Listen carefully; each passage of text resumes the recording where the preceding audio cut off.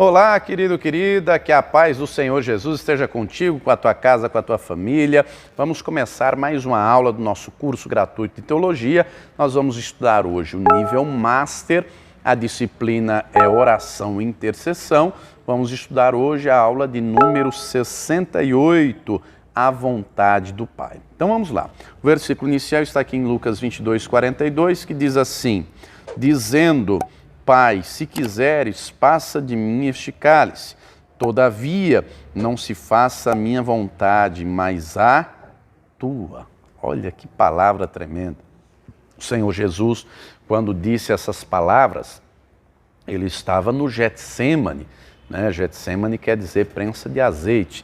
Depois, se você puder, digita aí no YouTube, não é? Jesus na prensa do azeite, na prensa de azeite. É uma mensagem do pastor João Henrique Palharim que narra este momento aqui, é um dos textos que nós vamos estudar, não é? Sobre a vontade do Pai. Que momento tremendo. O Senhor Jesus está no Getsêmani e ele ora, e não ora só uma vez, ele ora 3 vezes. Se possível for, passa de mim este cálice, todavia não se faça a minha vontade, mas a tua. A aula de hoje nós vamos estudar a respeito da vontade do Pai. Tem orações, amados, que Deus responde rápido, não é? E já falamos isso em aulas anteriores, tem orações que a resposta vem imediatamente, tem outras que demoram um pouquinho mais, mas vem, mas tem outras orações que dependem da vontade de Deus. E quando oramos contra a vontade de Deus, aquilo que pedimos não irá se realizar. Então vamos entender melhor. O Senhor Jesus está no Getsêmani, está num momento crucial da sua vida. Por quê? Ele mesmo diz o propósito da sua vinda. Por exemplo, Marcos 10:45, ele diz: o Filho do Homem não veio para ser servido, mas para servir e dar a sua vida em resgate de muitos. Ele sabe disso. Ele também diz, João capítulo 10, ninguém toma a minha vida, eu mesmo a dou. Tenho o poder para dá-la e para tornar a tomá-la. Ele sabe de tudo isso. Só que quando chega neste momento aqui crucial, ele sabe de todo o sofrimento que ele vai passar, ele sabe, como já estava profetizado por Isaías no capítulo 53, a Deus agradou moê-lo, fazendo enfermar. Ele sabe que tudo isso era necessário acontecer, que fazia parte da vontade de Deus. E mesmo ele orando, e ele ora por quê? Lembre-se, já falamos em aulas anteriores, a pessoa de Cristo reúne 100% da divindade e 100% da humanidade. Então, é Deus na forma de homem, Deus como homem. Jesus não perde a sua divindade, não é? Ele abre mão, ele se esvazia da sua glória, do seu esplendor, que ele tem, como diz lá Paulo aos Filipenses 2, como João o descreve em Apocalipse capítulo 1, não é? João descreve com cabelos brancos, olhos como chama de fogo, não é? Os pés como latão reluzente, uma veste branca, cinturão de ouro. João o vê glorificado. Então, ele, naquele momento, ele se esvazia da sua glória, ele veio como homem e chega num momento crucial, chega num ponto determinante. Ele sabe o sofrimento que ele vai passar. Ele avisa, inclusive, com antecedência, se você ler Mateus 20, versículos 18 e 19, o Senhor Jesus vai dizer aos seus discípulos, ele diz assim, ó, eis que subimos a Jerusalém e o Filho do Homem será entregue aos principais sacerdotes e aos escribas, e eles o condenarão à morte e o entregarão aos gentios para que dele escarneçam, açoitem e o crucifiquem, mas ao terceiro dia ressuscitará. Então ele sabe de todo o sofrimento que ele vai passar, ele sabe que é necessário que ele passe por aquilo, ele veio para consumar aquela obra, ele mesmo diz isso em João 12, eu vou fugir dessa hora? Não, eu vim para isso, eu vim para este momento. Só que quando chega naquele momento que é crucial, determinante, o texto diz que ele estava posto em agonia. A palavra diz que ele começou a ter pavor, porque imagine você saber que daqui, por exemplo, a umas 3 horas alguém vai chegar vai te prender, vai te açoitar, vai te atravessar com cravos, vai colocar uma coroa de espinhos na sua cabeça, atravessar uma lança, te matar, mas ao terceiro dia você ressuscita. Mesmo sabendo que você ressuscitaria, será que por dentro, não é, humanamente falando, não teria pavor de tudo que iria passar? O Senhor Jesus sabe de todo o sofrimento que ele vai passar, ele sabe que ele vai ressuscitar, mas humanamente falando, ele começa a ter pavor porque ele sabe do peso do sacrifício que ele vai fazer. E era necessário que ele fizesse. Já estava profetizado, não é? Como diz lá Apocalipse 13:8, o Senhor Jesus é o Cordeiro de Deus que foi morto antes da fundação do mundo. Nós já tivemos, você está no nível Master, já estudou no nível Expert, tipologia bíblica, não é? Tipologia bíblica são os tipos de Cristo no Antigo Testamento.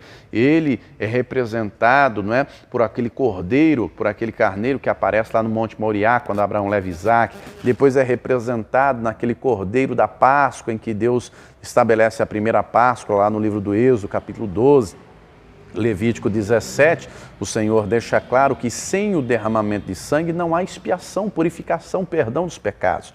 No Antigo Testamento morria um cordeiro que tinha que ser um animal puro, tinha que ser um animal sem defeito, sem mancha, era um animal inocente cujo sangue era derramado para cobrir, para trazer remissão ao pecador. Só que o animal era um animal irracional, era um animal que não tinha entendimento. O Senhor Jesus, como diz João 1,29, ele é o Cordeiro de Deus que tira o pecado do mundo. E diferentemente de um cordeiro irracional, ele sabe o que ele está fazendo. Ele sabe o porquê ele vai morrer. Ele sabe que é necessário derramar todo o seu sangue para que através do sacrifício dele, o sangue dele nos purificasse de todo o pecado. Só que o sofrimento que ele vai experimentar é um sofrimento cruel, cruento, é um sofrimento terrível. O texto diz que ele estava posto em agonia e ele ora dizendo assim, não é? O texto diz, não é? Eu vou ler o trecho aqui do Evangelho Reunido, que é os 4 evangelhos na provável ordem, está escrito assim: e indo um pouco adiante, cerca de um tiro de pedra, e pondo-se de joelhos, prostrou-se com o rosto em terra e orou, para que, se fosse possível, passasse dele aquela hora, e dizia: Abba, Pai. Abba é uma saudação no sentido de uma criança falando com seu pai, é meu paizinho, meu papai querido, meu pai amado. Ele então se dirige ao pai dizendo: Abba, Pai. Tudo te é possível. Afasta de mim este cálice, todavia não seja o que eu quero, mas o que tu queres. Olha só, desde o início ele tinha já ensinado que era necessário orarmos para que fosse feita a vontade de Deus, a vontade do Pai. Falamos disso, né?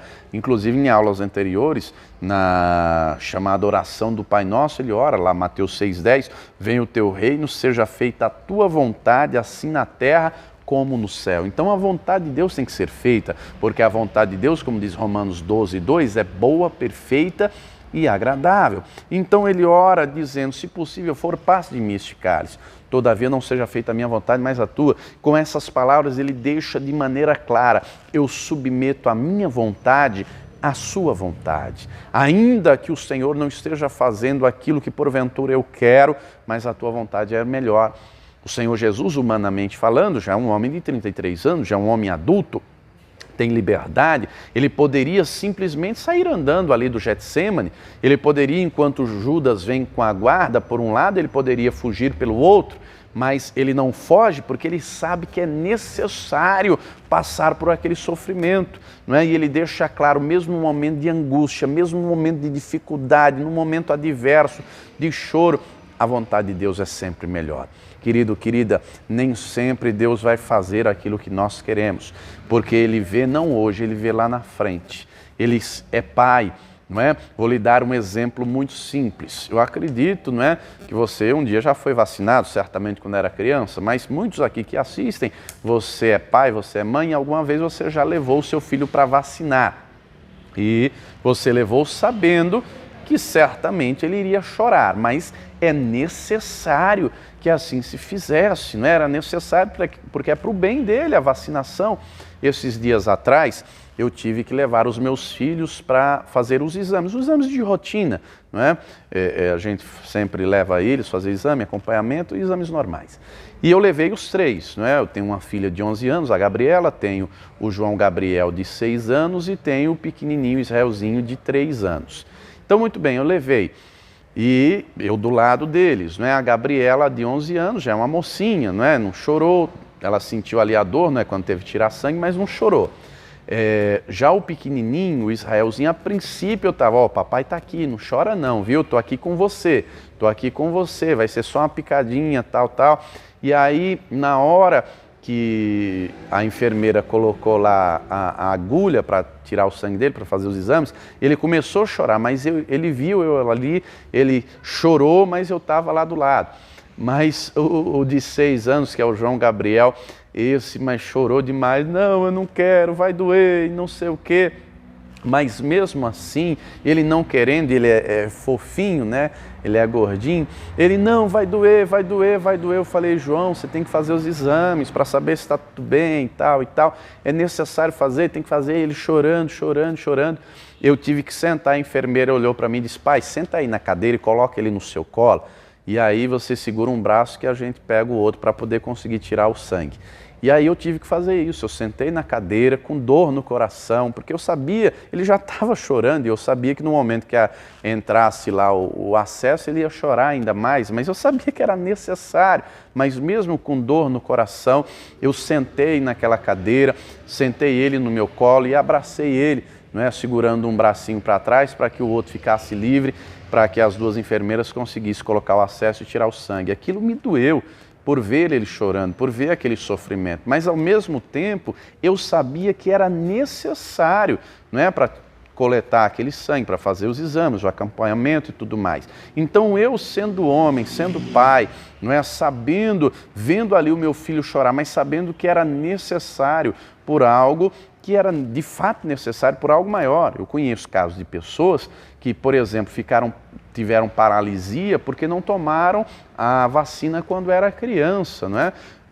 É necessário fazer exames de rotina, acompanhamento, mas eu estou te dando esse exemplo para você ter um exemplo dessa situação aqui.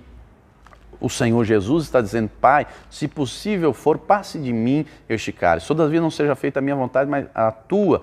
O pai sabe, e ali ele se coloca na posição, mesmo ele sendo Deus, é claro, ele se coloca na posição de filho obediente, de filho cuja vontade do pai tem que prevalecer, não é? E o pai conhece o coração do filho, o pai sabe a dor que o filho vai passar, o pai sabe como vai ferir os socos que ele vai levar no rosto, o pai sabe como vai ferir quando a coroa de espinhos for cravada na sua cabeça, os soldados baterem com a cana, com a barra de ferro, o pai sabe como vai doer quando ele for flagelado por aquele açoite. O chicote romano era um açoite chamado flagellum, porque literalmente flagelava quem era o açoitado. Era um chicote de 3 tiras de couro e nas pontas de cada tira de couro tinha pedaços ou de ferro, não é, chumbo, ou pedaços de osso, pedaços pontiagudos, porque quando dava o açoite, cravava na carne do açoitado e retalhava, cortava, sangrava, feria, machucava.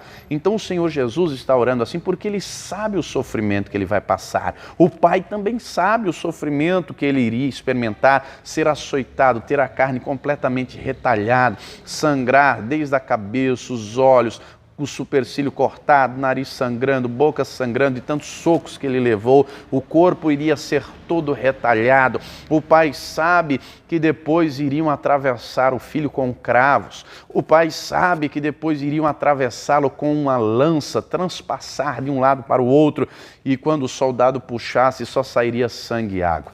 O pai sabe de tudo isso, que o filho tinha que derramar até a última gota de sangue. É por isso que mesmo sabendo de tudo isso, Embora o filho estivesse orando, o pai não vai intervir. Diz o Evangelho que o Senhor envia um anjo para confortá-lo, um anjo para estar ali com ele. A oração dele, eu não tenho dúvida alguma que chegou até diante do trono do Todo-Poderoso. Ele é Deus, né? A oração chegou lá, estava lá, só que aquela oração não podia ser atendida, porque era necessário todo aquele sofrimento acontecer. E, amados, Deus permite muitas vezes que situações aconteçam na nossa vida. Deus permite, está escrito, o Senhor Jesus disse, no mundo tereis aflições, tenha bom ânimo. Isaías 48, versículo 10, a palavra diz assim, purifiquei-te não como a prata, mas na fornalha da aflição. Então Deus permite as lutas, as angústias.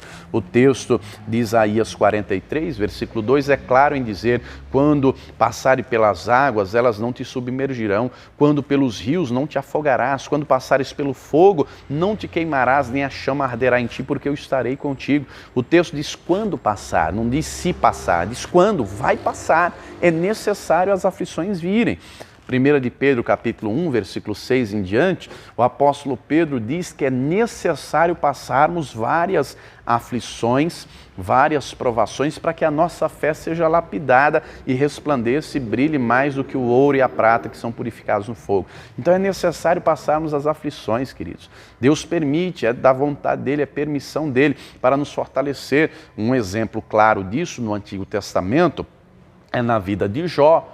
Não é? Jó experimentou um sofrimento terrível, Deus permitiu. É diferente do Senhor Jesus, é claro, né? A conotação do Senhor Jesus é óbvio que tinha que ser para derramar o seu sangue, cumprir a missão, o propósito, o Cordeiro de Deus que tira o pecado do mundo, derramar o seu sangue, porque sem derramamento de sangue não há remissão de pecados. No caso do Jó, Deus permite todo o sofrimento na vida do Jó para que o Jó conhecesse mais ainda o Senhor, para que o Jó tivesse mais intimidade ainda, para que a fé dele fosse mais lapidada ainda, não é? Para que Deus o abençoasse mais ainda e também para que Deus desse um tapa na cara do diabo, um tapa sem mão. Não é? Então, Jó permanece firme em tudo aquilo, todo o sofrimento atroz que ele passa. Jó 19, 25 está escrito assim, Jó dizendo, eu sei que o meu Redentor vive e por fim se levantará sobre a terra. Ele experimenta um grande sofrimento, mas ele sabe que é da vontade de Deus, ele declara isso quando tudo acontece. Deus deu, Deus tomou, bendito seja o Senhor. Então, meu irmão, quando passar a luta, quando estiver na prova, quando estiver no deserto, na aflição, no problema, não murmure. Lembre-se sempre, o murmurador nunca chega na bênção, o murmurador morre no deserto. Deus tem uma terra prometida para você, Deus tem vitórias para você, Deus tem bênçãos para a tua vida. As aflições fazem parte, o deserto faz parte do processo. As lutas fazem parte, não é? As lutas são uma prova clara de que as vitórias vão chegar. Então creia, a vitória vai chegar na tua vida. Não recue quando estiver na luta, não recue quando estiver diante da aflição, não é? Viva pela fé, acredite, se Deus permitiu é porque a vitória vai chegar. Então o Senhor Jesus, posto em agonia, ora, todavia ele diz, não seja feita a minha vontade, mas a tua, e ele sabe que é da vontade de Deus tudo aquilo que ele vai passar, todo aquele sofrimento, toda aquela dor, todo aquele opróbrio, né? Aquela humilhação pública, aquela vergonha pública, mas diz o texto lá em Hebreus 12 que ele desprezou a afronta. Ele despreza a afronta, ele deixa a afronta do lado, porque ele sabia que era necessário passar por tudo aquilo para que algo muito maior acontecesse. E do mesmo jeito nós, queridos, nós temos que desprezar a afronta no sentido de deixar as aflições de lado e saber se a aflição está vindo é porque a vitória está perto, se a luta está vindo é porque a vitória vai chegar, não é? O texto deixa claro, versículo de número 3, deixa eu ler aqui para você, Hebreus 12, deixa eu ler a partir do versículo 2, olhando, estou lendo na King James, tá? Olhando fixamente para o autor e consumador da fé, Jesus, o qual, por causa do júbilo que lhe fora proposto, suportou a cruz, desprezando a vergonha, e assentou-se à direita do trono de Deus. Ele ali foi humilhado, retalhado, partido, crucificado, mas ele sabia que iria ressuscitar. Ele sabia que ele tem um nome que é acima de todo nome, que ele seria honrado, que o nome dele seria... Ele sabia de tudo isso. Era necessário passar era da vontade de Deus. E assim do mesmo jeito nós, queridos, nós temos que ter discernimento, nós temos que ter entendimento, as nossas orações têm que ser conforme a vontade de Deus. Nós temos sempre que subjugar a nossa vontade à vontade do Senhor, porque a vontade do Senhor é melhor, a vontade do Senhor é maior. O Senhor Jesus tinha livre-arbítrio, ele poderia escolher cumprir ou não a missão, mas ele sabia que era necessário cumprir. Do mesmo jeito, nós temos que alicerçar a nossa fé na palavra do Senhor e ter sabedoria e entendimento. Você sabe que alicerce é o que segura uma casa. Alguns princípios na palavra são alicerces. Um deles é a obediência.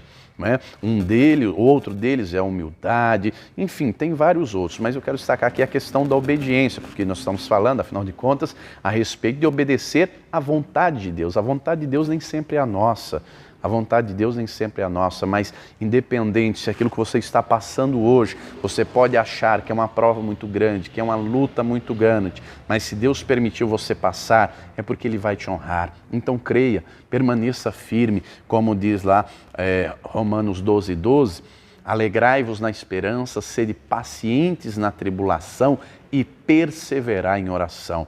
Persevere em oração, não desista, não recue, como diz Hebreus 10:38, o justo viverá pela fé. Se ele recuar, minha alma não tem prazer nele. Nós não podemos recuar, nós temos que avançar, nós temos que crer e nós temos que submeter a nossa vontade à vontade do Senhor. E isso não é fácil, porque o inimigo da nossa alma, o diabo, ele trabalha sempre para que a nossa vontade seja feita. O diabo trabalha no sentido vontade e no sentido, compreenda, no sentido de pecado, não é? Porque a nossa carne, humanamente falando, deseja o pecado. O Senhor Jesus, nesse momento de Getsêmani, é que ele vai dizer aos discípulos, né, vigiai e orai para que não entreis em tentação. O espírito está pronto, mas a carne é fraca. Então o diabo trabalha para que não façamos a vontade de Deus. O diabo trabalha preparando pratos para cairmos no pecado, na tentação. Meu irmão, vigie, ore, se consagre para que você não caia em tentação, para que a vontade de Deus seja feita na tua vida. Você acha que o diabo quer ver você aprendendo a palavra? Quer não. Você acha que o diabo quer ver você congregando, estando na presença de Deus, tendo vida de oração, sendo fiel ao Senhor, honrando a Ele, se santificando, buscando? O diabo não quer isso não, né? Geralmente, não sei se já aconteceu com você, comigo, eu sou sincero em dizer, porque serve como testemunho também, já houve dias, amados, de eu nem querer vir à igreja. E olha que eu sou o pastor da igreja. Já teve dias, eu sou o pastor dessa congregação aqui que eu estou, já teve dias de eu não querer vir e o Espírito Santo dizer, vai. Já teve dias de eu vir e dizer, Senhor, mas o que eu vou pregar? O que eu vou falar? O que, Senhor? Fala comigo. E eu não querer vir. E o Espírito Santo falar, vai porque eu vou te usar. Vai porque tem outras pessoas que precisam ouvir a minha palavra através da tua vida. Vai, não deixa o desânimo, os problemas, as dificuldades tomarem conta da sua vida. E aí eu ouvi, eu criei, eu vim, eu obedeci. Deus me encheu, me usou, me edificou, me fortaleceu, me abençoou e também aqueles que me ouviam, aqueles que ouviram a pregação, aqueles que ouviram a palavra. Queridos, a nossa carne naturalmente não quer orar. A nossa carne naturalmente não quer obedecer. A nossa carne naturalmente deseja os desejos dela que são pecaminosos. A escolha é nossa. Vamos viver a nossa vida ou vamos viver a vontade de Deus?